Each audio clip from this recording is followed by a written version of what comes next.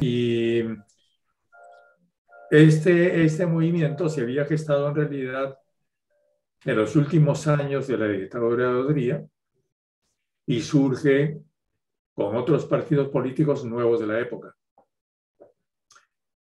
Y desde el primer momento fue muy especial porque luego de una época en que intelectuales y políticos se habían separado,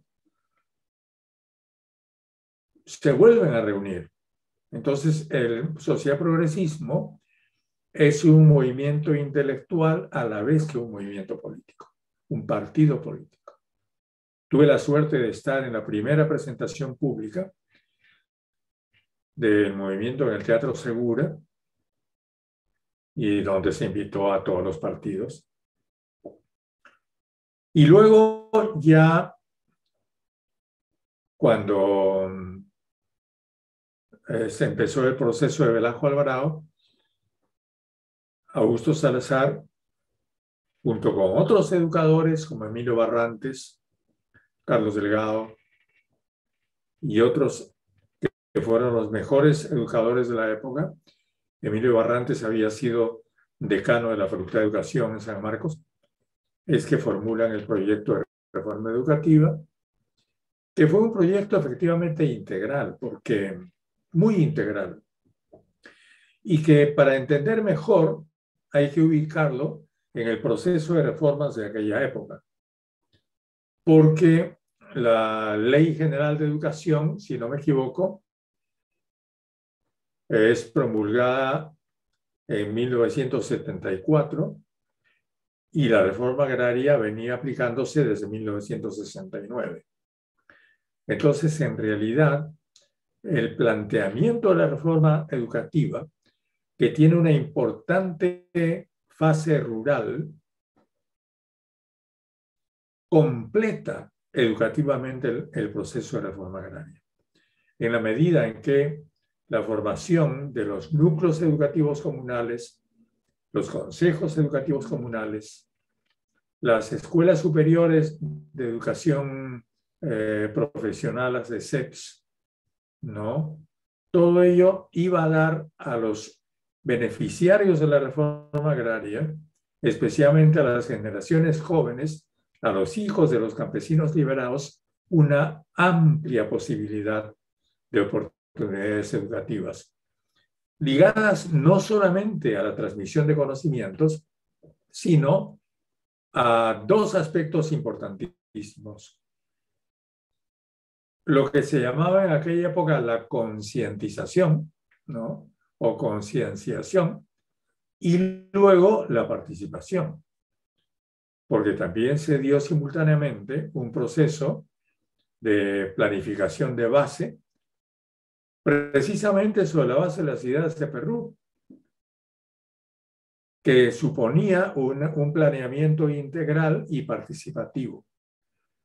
Junto con el proceso de reforma educativa y el proceso de reforma agraria y el de organización de las grandes empresas campesinas, es que se produce este proceso de planeamiento de base, que es el que por primera vez en la historia de Perú da participación a las organizaciones de base en la formulación del presupuesto general de la República y en la gestión de ese presupuesto, sobre la base de núcleos integrales de base territorial, en los cuales estaban asentados los núcleos educativos comunales.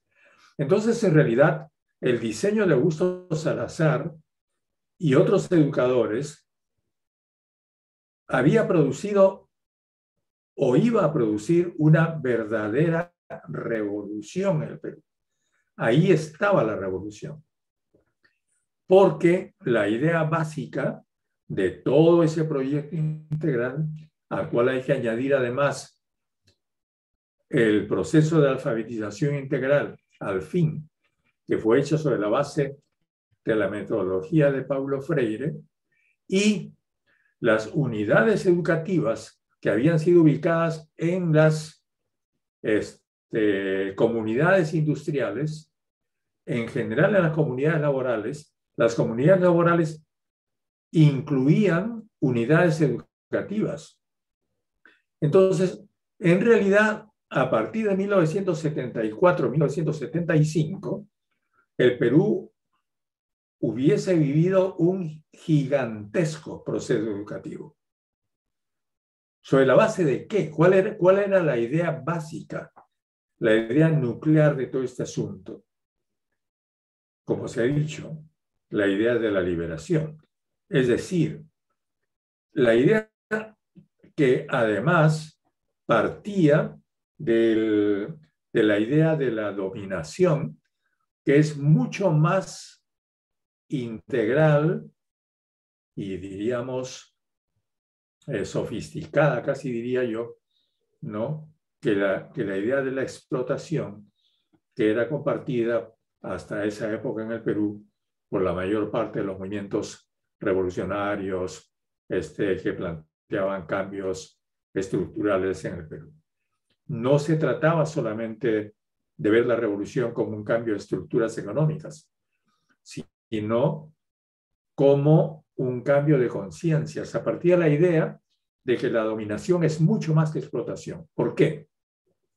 Porque en el fenómeno de la explotación, el explotado y el explotador son dos entes separados, aparentemente.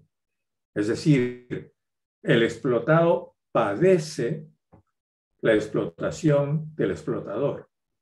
En la idea de la dominación, el explotado vive dentro, el explotador vive dentro de la conciencia del explotado. Eso es importantísimo. Y eso significaba volver al marxismo original.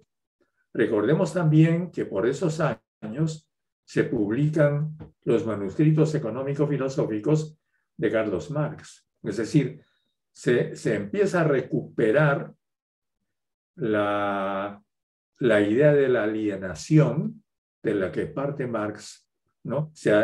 Por ejemplo, ya ustedes han mencionado aquí el tema del fetichismo de la mercancía, etcétera, etcétera. Es decir, es ver a la revolución como un proceso de liberación de las conciencias, no solamente de liberación de las economías o de los sujetos sociales considerados materialmente. Entonces, la importancia del pensamiento de Augusto Salazar es enorme, no solamente para entender el propio pensamiento filosófico de la época, sino para entender el sentido que tuvo la Revolución Peruana de ese momento. Bueno, yo no quiero ser más extenso. Les agradezco profundamente que hayan pensado en Augusto Salazar. Creo que la imagen, la personalidad y los aportes teóricos, filosóficos, antropológicos, pedagógicos de Augusto Salazar deberían ser muy estudiados y pues puestos nuevamente en la discusión de las generaciones que queremos continuar esforzándonos por los cambios verdaderos en el Perú. Muchas gracias.